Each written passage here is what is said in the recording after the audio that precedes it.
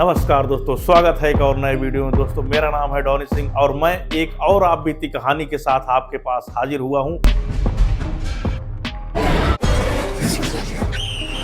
तो दोस्तों, चलिए कहानी को शुरू करते हैं। दोस्तों, ये कहानी हमें छाया जी ने भेजी है और छाया जी ने अपना पर्सनल एक्सपीरियंस शेयर किया है और उन्होंने जो हमें बताया है वही चीज मैं आपके समक्ष रख रहा हूं, बिल्कुल एग्जैक्ट। इसमें किसी भी तरह की कोई मिलावट नहीं है, बिल्कुल एकदम क्रिस्टल क्लियर। तो चलिए दोस्तों, बात को शुरू करते हैं। जो उन्होंने हमें बताया है, उन्होंने अपने जीवन का कुछ एक्सपीरियंस मुझे शेयर किया है और बताया है कि उन्हें क्या फील हुआ उस वक्त जब वो, एक दिन की बात है कि वो अपने घर में अकेली थी और उनके मम्मी पापा छत के ऊपर सोए थे और नीचे वो सोई हुई थी और उन्हें यही कोई 10 के 11 के आसपास का समय था जो है। तो अक्सर वो अकेली ही सोया करती थी, आज से नहीं कई दिनों से सोया करती थी, क्योंकि मम्मी पापा उनके छत पे सोते थे। उनकी एक दादी थी और कुछ घर के सदस्य थे जो कि बाहर के रूम में सोते थे। घर में अंदर अकेले वही सोती थी और वो चूंकि पढ़ाई भी करती थी तो उन्हें एक एकांत चाहिए होता था। तो इसीलिए थोड़ा सा वो जो है अंदर, जहां पर कोई शोर शराबा ना हो, जहां कोई हो ना, वहां पर वो खाना पीना खाकर अपना पढ़ाई करते करते बस उन्हें ये हुआ कि अब सोया जाए। काफी देर हो गया था क्योंकि उस दिन उन्होंने काम भी बहुत ज्यादा कर लिया था,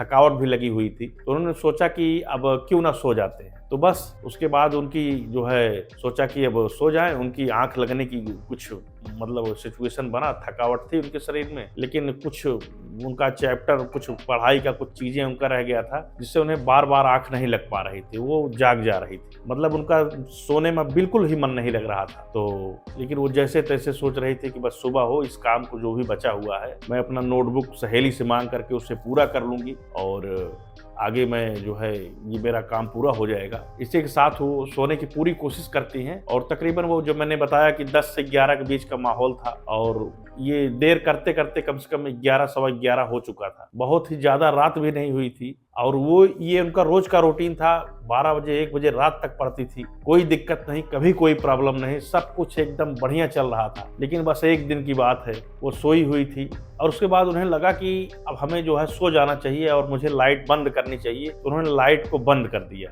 किताब को मोड़ कर रख दिया और सभी फाइलें बगल में रख दी। जो भी काम होगा मैं उसे कल कर लूंगी। बाईं तरफ अपना करवट बदल कर उन्होंने आराम लेना शुरू कर दिया और उसके बाद दोस्तों कम से कम 10 मिनट ही बीते होंगे उनको सोते समय। अभी उनकी नींद पूरी तरह से गहरी नहीं हुई थी, वो जाग ही रही थी, अंदर अंदर कुछ सोच ही रही। उन्हें लगता है कि जैसे कोई उनके बगल में आकर उनकी किताब के पेजेस को पकड़ करके पलट रहा हो, 1 बाय 1 करके, एक एक करके, जैसे कोई उनके पन्ने को पलट रहा हो, पढ़ रहा हो या फिर पढ़ने की कोई कोशिश कर रहा हो। ये बहुत ही खतरनाक और बहुत ही डरा देने वाली घटना थी जो है। इसको जब हम लोग सुनते हैं तो सुनकर ही रूह कांप उठती है। सोचो उन्होंने कैसे फेस किया होगा।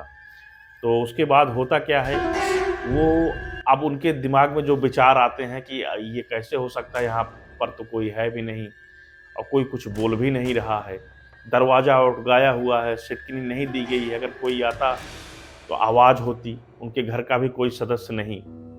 उसके बाद वो शांति से एकदम डर के मारे कुछ नहीं बोल रहे हैं, एकदम लेटी हुई, कुछ उनको आवाज ही नहीं आ रही उनके मुंह से। बस वो यही सोच रहे हैं कि बस लेटे रहो, जो कुछ होगा देखा जाएगा, जो कुछ होगा देखा जाएगा। बोलना ठीक नहीं है, हम बोलेंगे नहीं इस पर। अगर हम बोलते हैं तो कुछ आगे भी कुछ हो सकता है। अब क्या हो सकता है, ये उनकी दिमाग का विकार था या जो भी था, बस जो उन्होंने महसूस किया वो हम आपके समक्ष प्रस्तुत कर रहे हैं। उसके बाद थोड़ी देर वेट करती हैं, लेकिन वो पेजेस पलटे जा रहा, पलटे जा रहा, पलटे जा रहा। ये बिल्कुल दहला देने वाली चीज थी और वो बिल्कुल बगैर कुछ बोले हुए, और उन्होंने फैसला कर लिया कि मुझे उठना नहीं है, मुझे बोलना नहीं, चाहे जो कुछ भी हो जाए, मुझे पलटना नहीं है और ना तो मैं बोलूंगी, ना तो मैं किसी को बुलाऊंगी। क्योंकि सिचुएशन ऐसा हो जाता है दोस्तों, इस वक्त किसी का भी दिमाग काम करना बंद कर देगा और ठीक उनके साथ यही हुआ। तो दोस्तों, क्या कहना चाहेंगे आप छाया जी के बारे में? क्या ये उनका वहम था?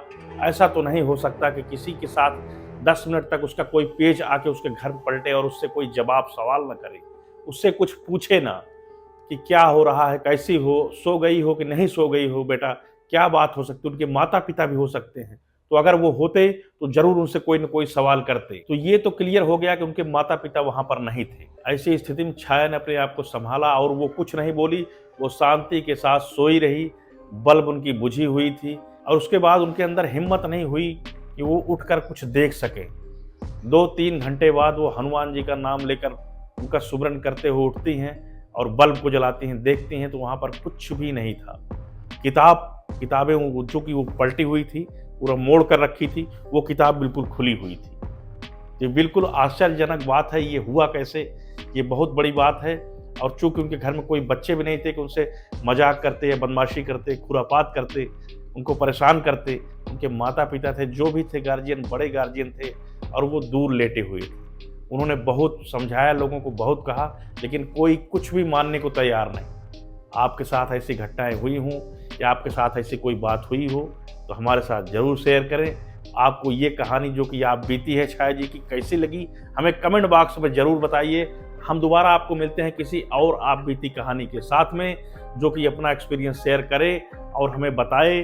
तो अगर आपके साथ भी कोई ऐसा कुछ घटना हुआ है तो हमें ज़रूर बताएं, हमारे कमेंट बॉक्स में लिखें, हमें मेल करें। धन्यवाद। मिलते हैं एक और नए वीडियो में, तब तक के लिए जय हनुमान ज्ञान के सागर, जय कपीश।